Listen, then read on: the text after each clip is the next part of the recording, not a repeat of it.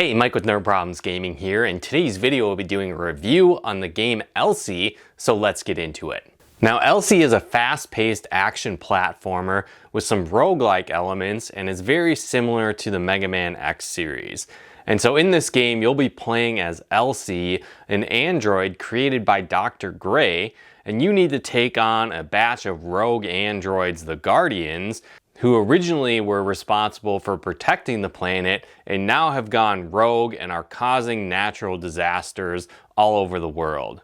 And so the gameplay has you taking on a variety of different elemental-based stages and biomes and challenging these Guardians into a one-on-one face-off, similar to the boss battles from the Mega Man series. And so the levels are filled with challenging platforming elements, as well as a variety of enemy types you'll need to face off against, and you'll be able to run, jump, dash, wall climb, parry attacks, and more.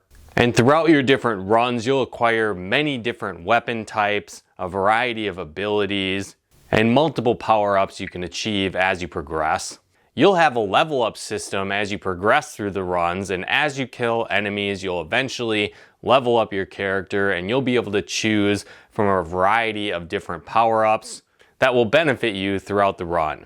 And so they can be things like passive abilities, stat increases, power-ups to weapon types, and much more.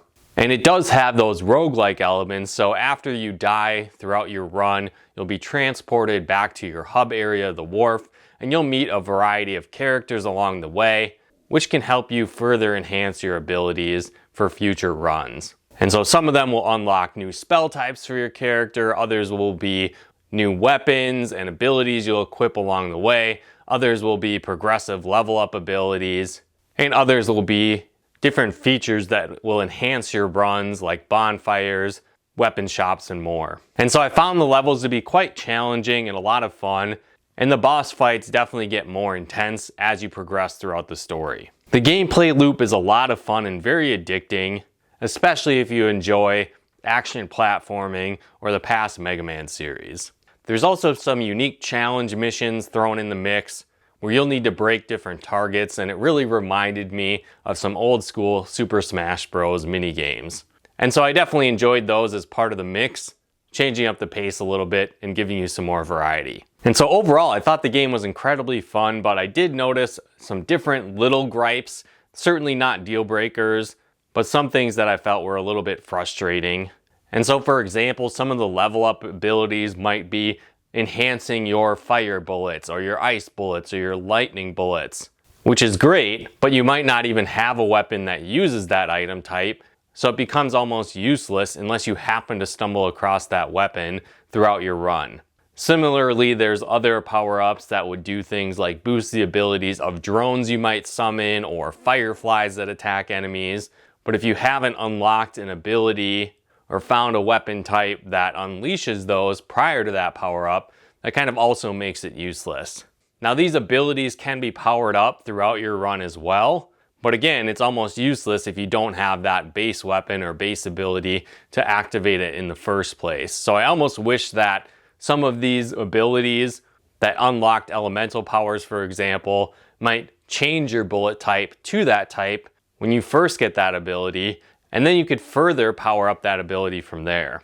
Again, I think it's a cool concept, and you can certainly compensate for those by not actually using those abilities or picking them during your level up, but I thought that was a little frustrating. Another thing that I didn't necessarily enjoy as much was the parry mechanic. I thought it was a bit challenging to pull off, but also you'll encounter some enemies that have a shield that you'll need to break, and for the most part, the only way you can break through that shield is through this parry mechanic. And so sometimes you'll need to wait around for an enemy to shoot at you, to parry it, to then break that shield and defeat them. Now there is a few instances where you can work around this. Some of your spell abilities can break through that shield, and that's what I found myself doing for the most part in these situations. But when my spell slots were out and my only option was to parry these enemies, I felt like it really slowed down the gameplay in those situations. And so I almost wish that that parry element didn't necessarily exist, or there was more options to break through that shield, such as like a charged attack from the Mega Man series. Another very minor gripe is that I felt like the wall sliding was a bit slow. And so if you're used to other action platformers where they do have that wall sliding mechanic, it'll feel a little bit off the first few times that you play through a run, but you do eventually get used to it. Again, obviously those are very minor gripes as someone that plays all kinds of action platforming games, as well as Mega Man games from years past. And those are definitely not deal breakers to the game. Overall, I thought it was a ton of fun. I think if you like action platformers, if you like roguelike games, and the style of gameplay from the Mega Man series, you'll really enjoy this game a lot. It's super addictive. I continually found myself wanting to play another run again and again. So by no means should those minor gripes hold you back from getting this game, because I did think it was a lot of fun. And so if you like Mega Man games, if you're a fan of action platformers, this one's definitely worth checking out. But let me know in the comments below, have you played this game yet? How do you think it stacks up? Now that you've heard about it, are you gonna check it out? Let me know in the comments below. And if you liked this video, be sure to hit that like button as it really helps out the channel. And if you'd like to help support the channel, pick out content and more, consider becoming a patron of ours over at nerdproblemsgaming.com/Patreon. And another really cool way you can help support the channel is we actually partnered with a game store, Nutmeg Games. So if you like board games, Pokemon cards, Yu-Gi-Oh cards, and more, you can actually head to nutmeggames.com/nerdproblemsgaming and use our promo code nerdproblemsgaming at checkout. You'll get 10% off your order and help support our channel at the same time. So if you want to take advantage of that great deal, be sure to head there as well.